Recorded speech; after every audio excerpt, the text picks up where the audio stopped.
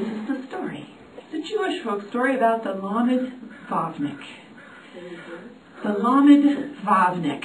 So that's one. One person is called a Lamed Vovnik. Plural is Lamed Vav. Am I saying this right, Erica? Good. So, long time ago, 100 years ago, far away from this place, over in Europe, there was a village.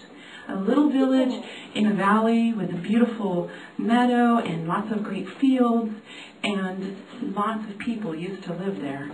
It was a very fertile valley. There was a great market on Sunday, and all these people came from miles around, and there were lots of children. There were lots of great things going on in this village. But that was in the past. Now things were changing. Things were changing. The old ways were going away.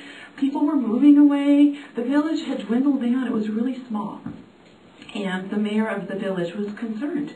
And the people of the village were sad. Things were not the way they used to be.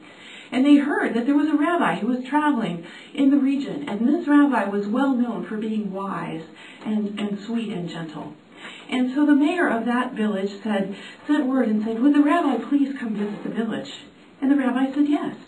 And so the rabbi came and he had dinner with the folks, and he saw the dance that they had in the evening, and book groups, and they talked, and he had meals with some of the people. And he sat and visited with them, and then eventually he went to the mayor and he said, "Mayor, I'm very sorry. Things are bad all over. The economy is tough, and things are changing, and the old ways are just falling away. So I'm really sorry. I don't have advice for how to make your village the way it was before. I'm very sorry." But, and as he was leaving, he said, "But before I go, I will say one thing. You probably know this, but there is among you a Lamed Vovnik."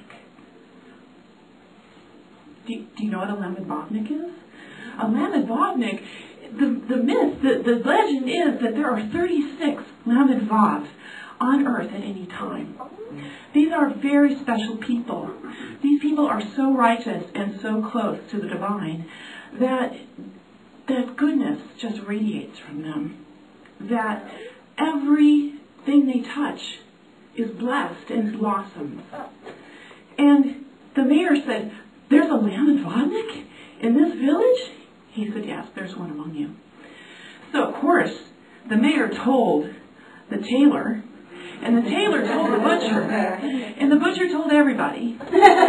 And all of a sudden, people started thinking, "I wonder if it could be that woman who milks the cows and makes the cheese." Because, I noticed she always has a little something for everybody. Even the poorest person can always get cheese from that woman in the village.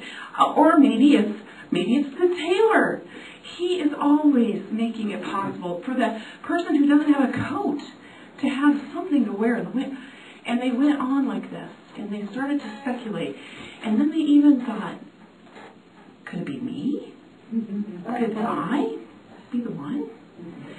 And things changed in the village, and the village became just this very kind place, this very generous place. People noticed it, and people who came from other towns on market day noticed that there was something special about this village.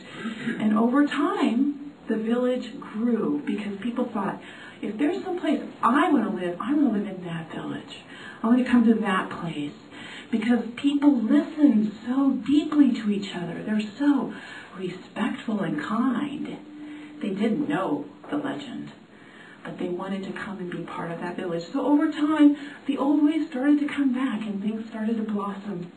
And that's the story of the Lamed Vovnik. I have it on good authority that there is one among you.